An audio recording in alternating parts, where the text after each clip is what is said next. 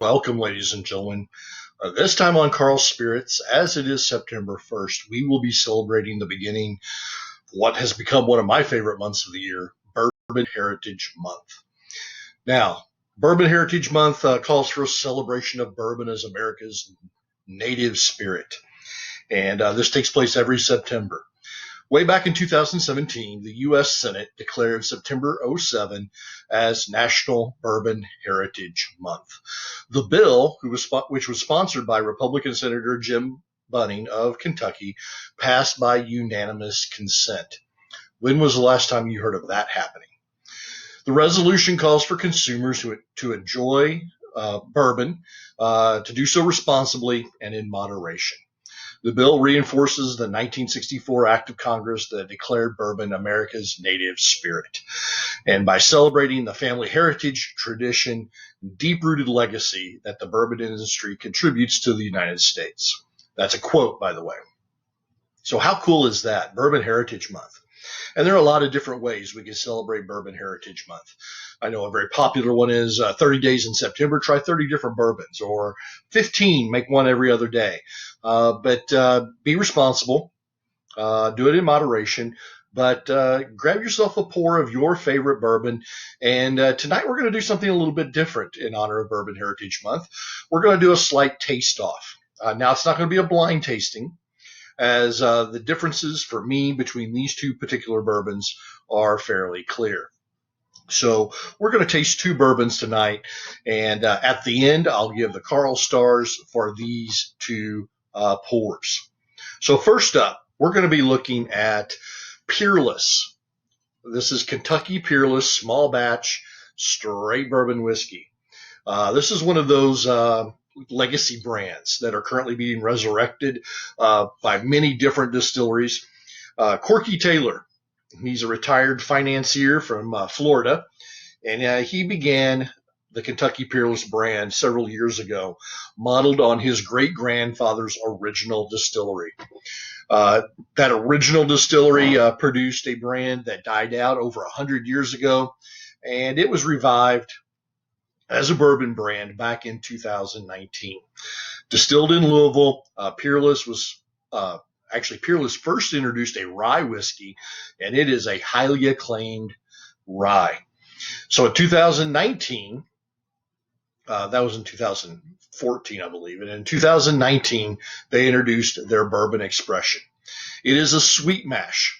And instead of using the sour mash method, which holds back some of the yeast in the juice in fermenting, the sweet mash has no setback. And so it's a fresh batch of yeast and a fresh batch of juice every single time. They are also using a non-chill filtered process. So the natural particulate, the natural fatty flavors exist in the juice. They have not been removed. So for this Peerless, we are tasting tonight 74% corn, 18 rye, and 8% malted barley. This is 110.1 proof juice, and Peerless says this is aged for 4 years. So we're going to do a little tasting on Peerless, and then we'll move on to our other drink tonight. Now, one thing about this Peerless I think is important. First on the nose, let this thing breathe a little bit. The ethanol is particularly strong at first. It does fade over the next few minutes, but then it has kind of a sweet aroma. A lot of cherries, a little bit of ice cream, and that's kind of appealing to me. I kind of like that. It is not cherry cough syrup, but rather fruit cherry. There's an herbal note in here as well.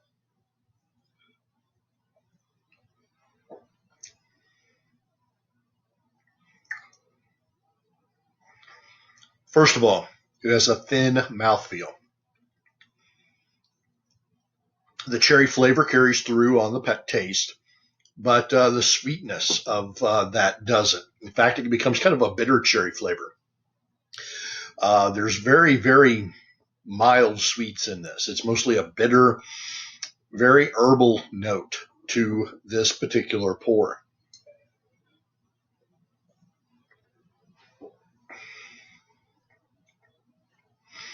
I'm getting lots of grass here, green grass. There's a burn here, and I think it's more alcohol than flavor. It really comes off as a younger bourbon than a standard 4-year-old bourbon should. And to me, being on the thinner side on the mouthfeel, lacking a lot of those great notes, it lacks a lot of complexity. There's just not as much to it as I would particularly like to see.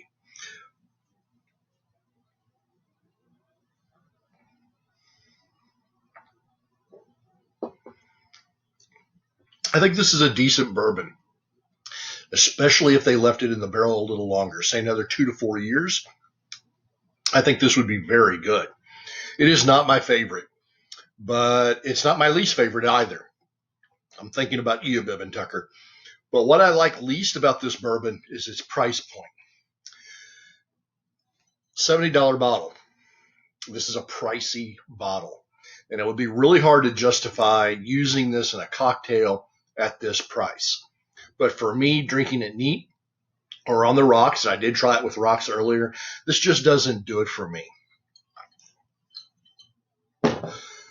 So that's it on Peerless. We're now going to take a look at another bourbon, and this one is Cooper's Craft Barrel Reserve Kentucky Straight Bourbon. Cooper's Craft. This is the first of what would become several new expressions added by the parent company Brown-Forman since they introduced Woodford Reserve almost 20 years ago.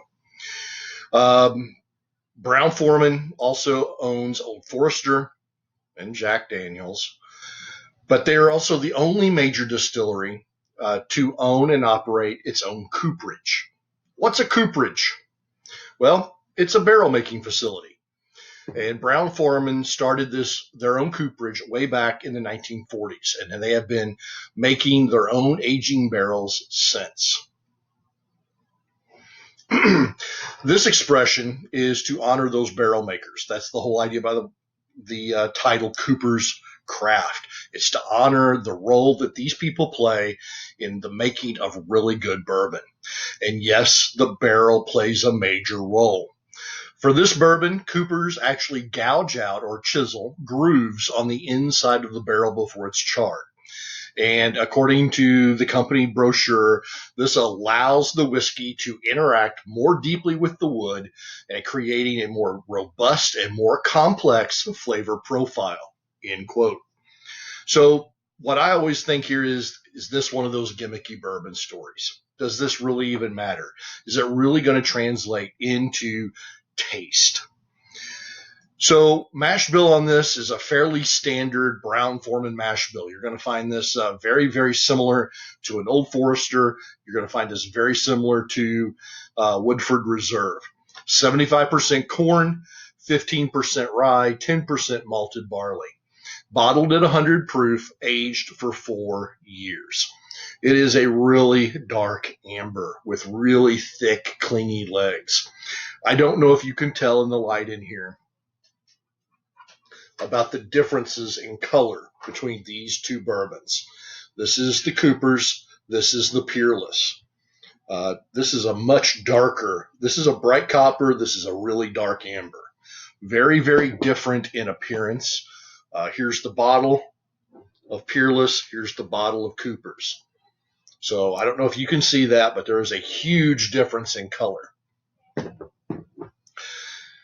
What about taste, though? Because it's really not all about the color. It's about the taste of the juice. Wow, this is a great nose.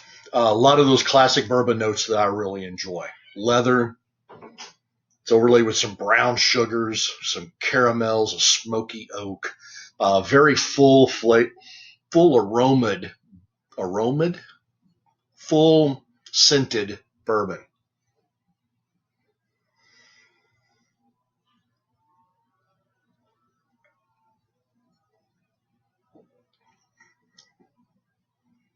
Wow.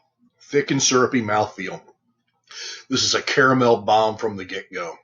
Right on the front of the tongue. And that caramel just warms up as it moves across the palate. That smoky oak and vanilla come down the sides a little bit, get that savory note. There is a slight, ever so slight, hint of what I'm going to call citrus or pear. I can't decide which there as well. At the very, very back of the palate, just as it reaches, we get some sweet cinnamons. And with a little cinnamon burn for the finish, this is actually it actually finishes with a really clean, sharp finish, I think. Almost apple-like, is it? Very clean and sharp. In other words, the burn lingers and then it dissipates fairly quickly. So my takeaway for Cooper's Craft is that this is a bourbon I can really dig. And full disclosure, I may be biased, as I tend to like Brown-Forman products quite a bit, except for Jack Daniels. This reminds me of an Old Forester 1910 or a Woodford Double Oak, two of my favorites. And it probably should. All three use almost exactly the same mash bill. I think there's about a percentage or two difference in the mash bill difference between the Cooper's Craft and Woodford and Old Forester. Two are double aged. For example, the 1910 is aged again in oak, as is the Woodford Double Oak. This is aged in a slightly different way, using a deeply chiseled and heavily charred barrel to impart more flavor. So we're getting a double-aged experience here without actually putting it into two barrels. We've exposed more surfaces of that wood to impact the juice in that barrel. Ultimately, I think it's it's spicy without being hot. It has a really nice spice to it, and there's a nice underlay of sweetness to support that spice. That's that caramel and the vanilla and that smoky oak, really just right there, nice and sweet.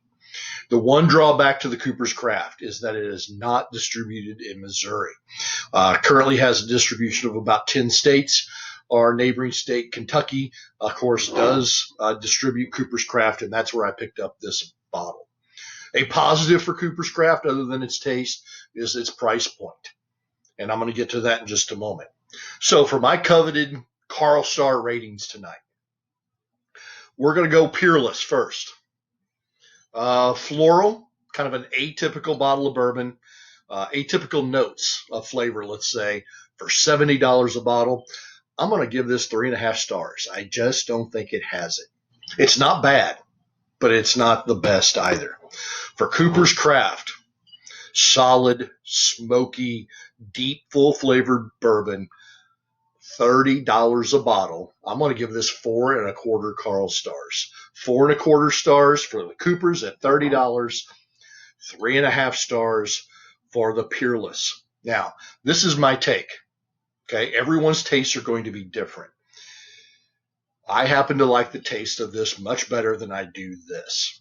And I think it's a good example of how price is not necessarily an indicator of quality or taste. And so everyone's their own judge. I like this Cooper's Craft quite a bit. I actually sipped on it last night. I've sipped on it again today several times. I keep coming back that it's a really nice little bottle of bourbon.